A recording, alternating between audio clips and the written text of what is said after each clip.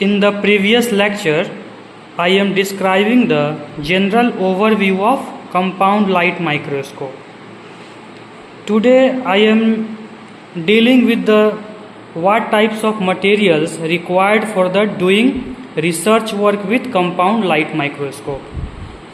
So पिछले class में हम लोगों ने देखा कि ये जो कंपाउंड लाइट माइक्रोस्कोप है इसमें कौन कौन से पार्ट्स होते हैं और सारे पार्ट्स का क्या क्या फंक्शन होता है। तो जैसा कि आप लोग इसके बारे में बताए थे कि ये जो है ये क्या है, इसको हम लोग आईपीस लेंस बोलते हैं या ऑक्यूलर लेंस बोलते हैं। क्या बोलते हैं? आईपीस लेंस या ऑक्यूलर लेंस। तो इसमें भी लेंस लगा हुआ है और ये जो लेंस है ये आप देख सकते हैं कि कितने एक्स का है, 10x का है। ये कितना एक्स हो गया? 10x।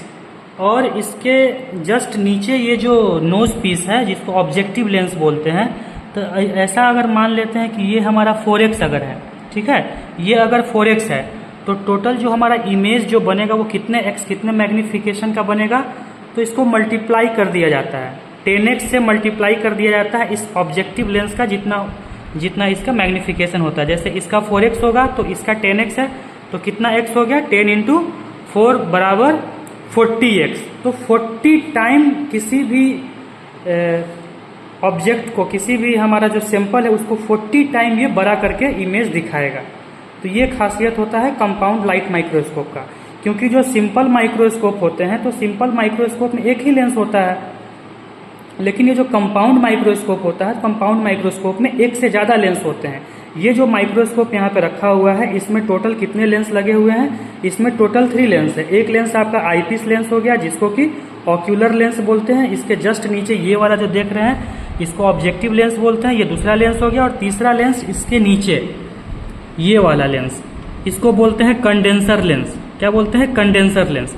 तो टोटल 3 लेंस है। दूसरा जो इम्पोर्टेंट बात आता है कंपाउंड माइक्रोस्कोप में कि इसमें दो टर्म्स होते हैं, एक होता है मैग्नीफिकेशन और दूसरा होता है रिजोल्यूशन। तो ये दोनों में क्या डिफरेंस है? जैसे हम लोग मोबाइल से जब हम लोग कोई इमेज को लेते हैं तो उसको हम लोग क्या कर सकते हैं, कोई इमेज को नज़दीक बड़ा दिखाने के लिए क्या करते हैं? जूम करते हैं। तो ये जो जूम होता है वो क्या होता है? मैग्नीफिकेशन, उसी को बोलते हैं मैग्नीफाई, कितने मैग्नीफिकेशन का। तो माइक्रोस्कोप दोनों तरह का काम करता है। एक तो जूम करने का काम करेगा क्योंकि आपका जो सैंपल का जो साइज है वो बहुत स्मॉल सैंपल है, बहुत स्मॉल साइज का हमारे पास स्पेसिमेंस है।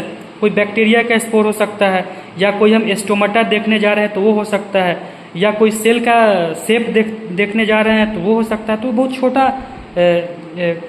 एंटिटीज होता है तो उसको हम लोग बड़ा करके देखना पड़ता है, उसको इनलार्ज करना होता है। तो ये जो जूमिंग वाला जो पैटर्न होता है इसी को क्या बोलते हैं? मैग्नीफिकेशन। लेकिन जो दूसरा वर्ड है रिजोल्यूशन, रिजोल्यूशन का मतलब होता है कि अगर हम किसी भी छोटे ऑब्जेक्ट को बड़ा कर दिए लेकिन अगर उसमें क्लियरिटी नहीं होगा, अगर वो क्लियर इमेज नहीं दिखा पाएगा तो हम इजिली आइडेंटिफाई नहीं कर सकते हैं उसको। कोई छोटा चीज़ है उसको हम बड़ा कर दिए लेकिन वो पूरा क्लियर इमेज नहीं बन रहा है, तो उसी चीज़ को जब हाई रिजोल्यूशन होगा उसका तो वो क्लियर दिखेगा हमको। जैसे 2 सेल हैं आपस में, तो दोनों सेल का जो बाउंड्री होगा, सेल वाल होगा, वो क्लियर कट हमको डिफरेंस देखने को मिलेगा जब उस माइक्रोस्कोप का रिजोल्यूशन हाई होगा। तो जो नॉर्मल कैमरा होते हैं, नॉर्मल मोबाइल होते हैं, उसमें जूमिंग पैटर्न तो ज़्यादा होता है लेकिन उसमें रिजोल्यूशन ज़्यादा नहीं होता है। इसी कारण से हमको उसके लिए कंपाउंड माइक्रोस्कोप बनाना पड़ गया, और ये इसी कारण से ज़्यादा एक्सपेंसिव होता है कंपाउंड लाइट माइक्रोस्कोप, क्योंकि इसका जो क्लियरिटी है बहुत ज़्यादा क्लियर होता है as compared to the other cameras. तो कंपाउंड माइक्रोस्कोप का 2 वर्क है, एक तो किसी छोटे मटेरियल को साइज में बड़ा कर देना, जूम कर देना, जिसको कि मैग्नीफिकेशन बोलते हैं, और दूसरा होता है रिजोल्यूशन। रिजोल्यूशन मतलब क्लियरिटी, कितना क्लियर वो इमेज हमारा दिख रहा है, कितना फ्रेश दिख रहा है, जिसके कारण से हम एक सेल को दूसरे सेल से कंपेयर कर सकते हैं, उसके सेल वाल, उसके बाउंड्रीज को देख सकते हैं। तो कभी भी माइक्रोस्कोप से जब हम किसी भी सेल को देखना स्टार्ट करते हैं तो उसके लिए क्या क्या मटेरियल चाहिए, तो उसके लिए आपको सबसे पहले स्लाइड चाहिए होता है। एक ग्लास स्लाइड होता है, ये चाहिए आपको। फिर आपको चाहिए कवर स्लिप। ये कवर स्लिप 2 तरह का हो सकता है, एक राउंड कवर स्लिप भी होता है और ये स्क्वायर कवर स्लिप है। फॉरसेप चाहिए आपको, ये है वॉच ग्लास, ये क्या है, वॉच ग्लास है, ये पेट्री डिश नहीं है, ये क्या है, वॉच ग्लास है। और एक सीजर भी रखना है और एक ब्रश रखना है, ठीक है। और जिस भी सैंपल का आपको सेल शेप देखना होगा वो सैंपल आपको रखना है। जैसे अगर हम क्लियर इमेज देखना चाहते हैं तो ओनियन को क्या करते हैं, कट कर लेते हैं और उसका जो अंदर वाला साइड का जो पतला सा लेयर्स होता है उसको रिमूव कर लिया जाता है, ये फोर्सेप और नीडल के हेल्प से।